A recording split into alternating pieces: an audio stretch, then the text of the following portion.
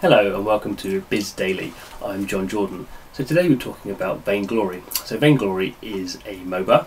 MOBAs, as I guess a lot of people know, are massive kind of PC genre. So it's kind of online multiplayer games, a very specific kind of genre. It's kind of come out of a very specific kind of type of gameplay, and they're very fanatical kind of fan bases. Kind of historically or traditionally, they're kind of quite hard games to get into. So it's kind of been one of these kind of interesting kind of genres that's grown up from some very hardcore players, not a lot of casual players. It just takes a lot to get into them. And the big one is League of Legends. And kind of what's been interesting is League of Legends has a lot of players, but it monetises actually very weekly on a per player basis.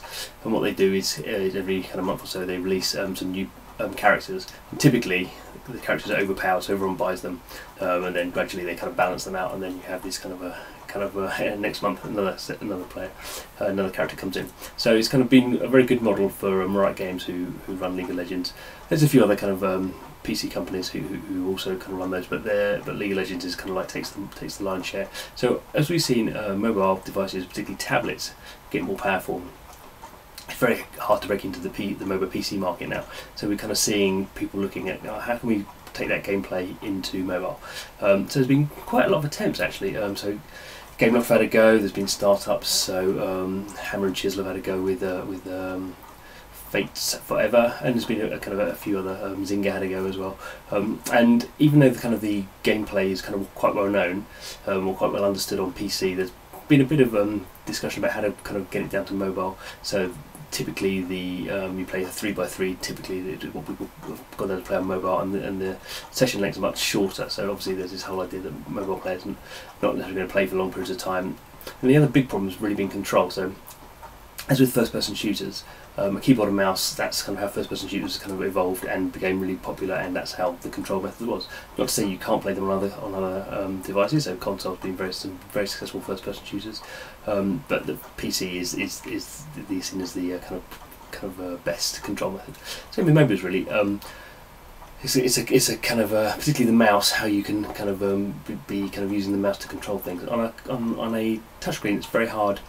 Partly because it's a touchscreen, so it's a different kind of control method, and also because your fingers are kind of where you want to be looking. So you could obviously go to a joypad, but people don't use joypads on touchscreens. There's been kind of these kind of design problems to overcome with touchscreens, and people having a go, and kind of I guess what we can say at the moment is Vainglory, which is from a US startup, lots of veteran developers there, Super Evil Megacorps, so cool name, and they put out Vainglory after it was a highly anticipated game. They got a lot of funding, so they kind of know what they're doing. They put that out kind of in November, just for iPad, and then gradually been rolling it out in other kind of countries and for other devices. So it's now available on iPhone. So I have to admit I'm terrible at MOBAs, and so by definition terrible at Vainglory. So I have played it a little bit, but really can't get into it. It's not my game. Partly I don't have the time to throw at it.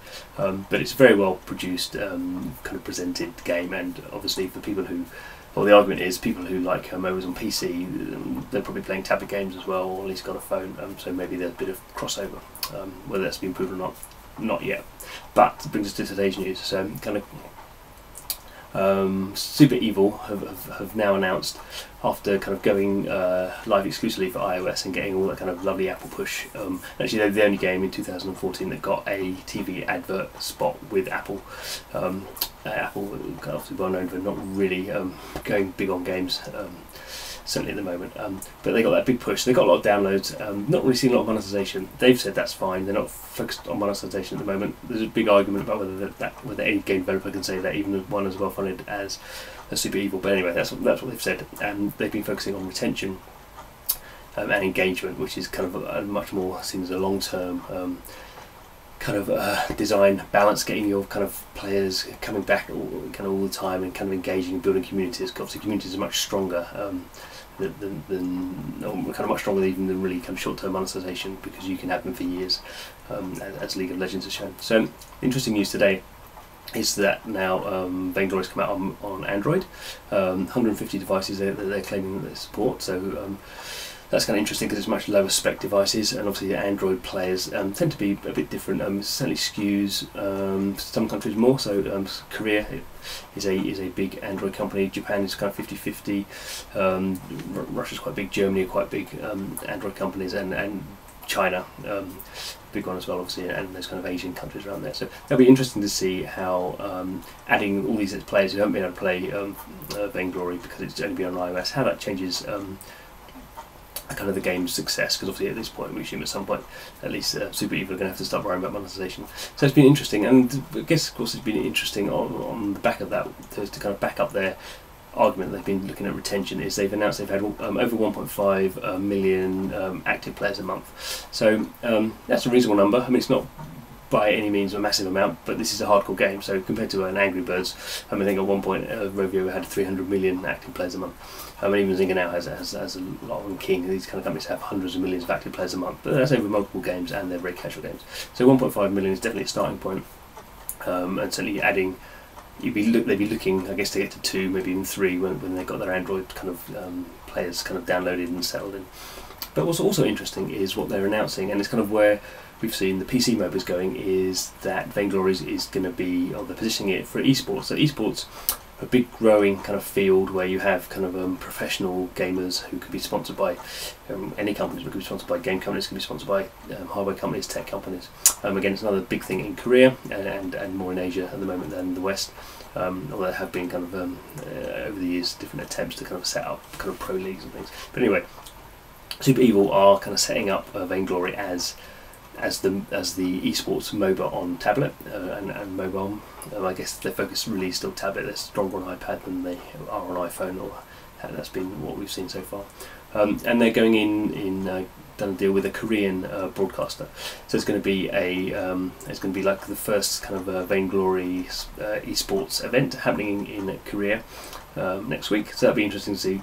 And obviously Korea is kind of like the heartland of spectator video games, so it'll be interesting to see whether they can, now they've gone Android, whether they can kind of get a foothold in there and start growing that market. Obviously that'll be something we'll be looking at over the coming months, just to see how Vainglory, how this changes the market for them. Because there is another argument, and it's one that I kind of lean towards a little bit, that certain types of genre like first-person shooters and MOBAs are just not going to work on mobile. Now that is quite a controversial view, obviously, amongst people who are making MOBAs and first-person shooters. But it seems to me that touchscreen is kind of better at doing some genres than others. So there's an added obstacle. But I'm sure Super Evil will be happy to prove me wrong, and I will be happy to be proved wrong as well. So we'll wait and see over the coming months. Catch you tomorrow.